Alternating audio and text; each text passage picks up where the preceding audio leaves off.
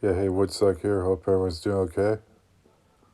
Yeah, we're here to finish up the previous video with a rather small length session here. It's not going to be terribly painfully long. And I'm just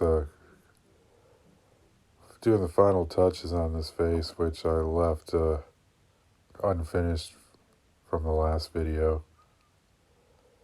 It's basically nothing too much to do on this face. It's already been defined pretty well. I'm just adding some really small details that I thought needed addressing. It's just like slight accents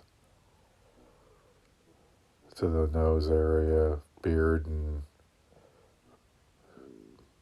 mostly cheek area too, just to define those bits.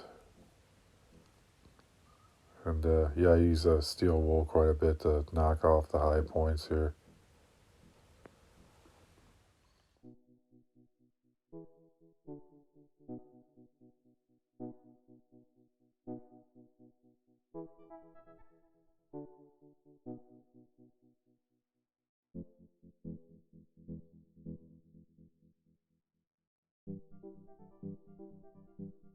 What you saw there was a small application of linseed oil. It's a preservative to preserve the wood somewhat. Causes like a reddish hue on the bark there.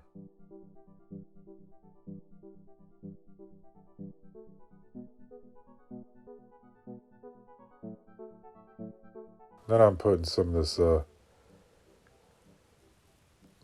walnut dye that I made from walnut husk. I boiled it and then I distilled it